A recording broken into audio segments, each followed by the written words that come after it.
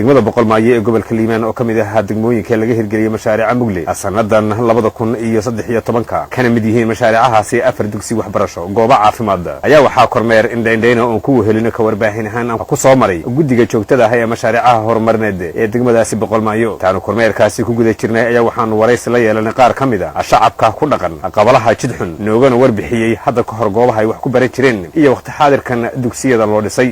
dad badan meeshan ku soo marnay ama biilan ama waxbarasho la'aan aan meeshan ku soo marnay geedan oraxdahan ilmaha dugsiga u yeerin iskuul ankoon dawlad ayna haynan meeshan aan sabar laga soo qaadi jiray boqolmaayo kartana ilmaha oraxdan ay noo rogi jireen haddana ilaaha naga bixi sartan cadan nool dhisay alxamdulillah shukri waxaan ballan qaadanaynaa sartan cad ay dawladda noo dhistay oo ilaahay noo keenay inaan ilmahayna halka dhalan doono iyo halka hadda joogaba aan ku wax baranna aan ilaashana aan dhaqaaleysana haddaas ilaahay yiraahdo meeshaan waxaan maalaynaa 70 sanadka maanta ay abadkayna meeshaan aan joog jiri meel kale uma kacin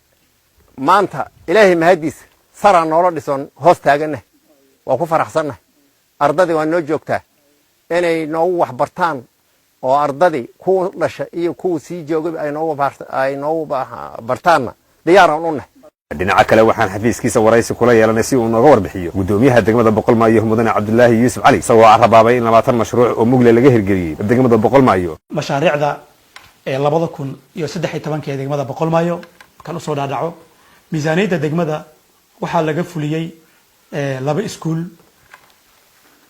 hal caafimaad hal bakhaarka keedka ah 5 barkadood oo dayactir ah total waa 10 mashruuc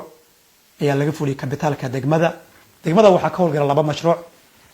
DRDB waa mashruuca ka jawaabida saameynta iyo qaxootiga uu geystay deegaanka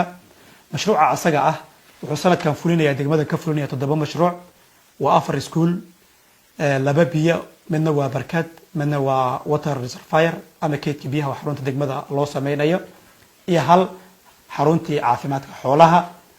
waxaa kaloo degmada ka shaqeeya mashruuca BSMB isagana wuxuu leeyahay 3 mashruuc saddexda mashruuc laba waa iskuulo halna waa kanaal 1 mitir ah oo ay ka faa'iideysanayaan dad beeraley ah oo aad u fara badan mashaariicda guud ee degmada kabitaalkeeda iyo labada mashruuc marka la isku daro 2013 waa 20 mashruuc mashaariicda kabitaalka degmada laga fuliyay hadda waxay marayaan 100% gabagaba ayay maraysaa xarag shirkooda uma dhiman dhamaantood waa la dhamaystiray gabagaba ayay marayaan labada mashruuc oo kalena ee BSMB iyo Dribna mashaariicdooda way socotaa meel fiican bay maraysaa waxaan rajaynayaa xilligeedii inaan ku soo gabagabeyn doono hadduu alla idmo Jilaani Cabdi Nuur warbaahinta dawladda deegaanka Soomaalida degmada boqolmaayo ee gobolka Liiban